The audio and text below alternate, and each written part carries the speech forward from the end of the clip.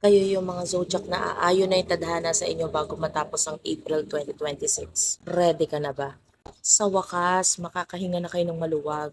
Simulan natin sa Aries. This April, pwedeng magkaroon ng mga kaguluhan sa inyo, mga chaos, ganyan. Pero, itong mga chaos na ito, magiging dahilan para magkaroon ng surprises sa inyo. Dahil sa dami ng planets na nasa zodiac nyo ngayon, magkakaroon kayo ng mga ambisyon, at saka, ito yung time na magiging mas motivated kayo gawin yung mga bagay na dapat talaga ninyong gawin. At gagawin nyo yung mga bagay na yun regardless sa kung ano sasabihin or iisipin ng ibang tao sa inyo.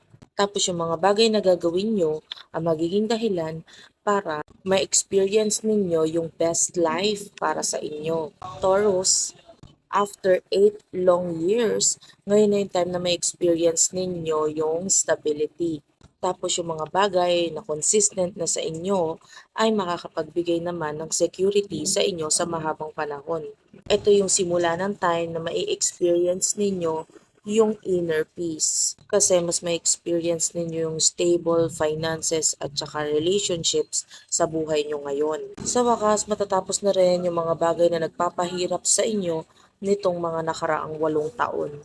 Libra, ngayong April, mas mapapansin na ninyo na unti-unti nang umaayon ang tadhana sa inyo. Ito ay dahil may mga pagbabago pagdating sa inyong mindset at saka sa mga taong nagpipigil para ma-achieve ninyo yung success sa buhay ninyo. Required ka nga lang na kailangan tapusin mo yung ugali mong pagiging people pleaser, alam mo yun. Kasi not all the time dapat iniisip mo yung ibang tao. This time dapat isipin mo naman din yung sarili mo. Pag natutunan mo nang i-voice out yung mga nasa isip mo at puso mo at sinimulan mong unahin ang sarili mo, aayon na yung mga susunod na panahon para sa'yo.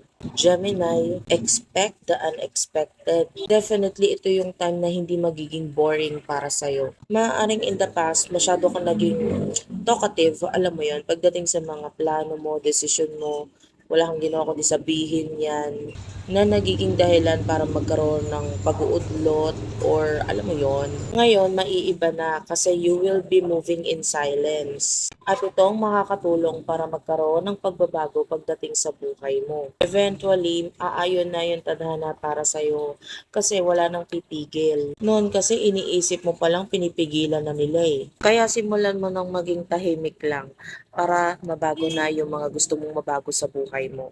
At itong mga tao na nagtatangkang pumigil sa'yo ay wala nang magagawa dahil continuous na ang magiging mga pagbabago para sa'yo.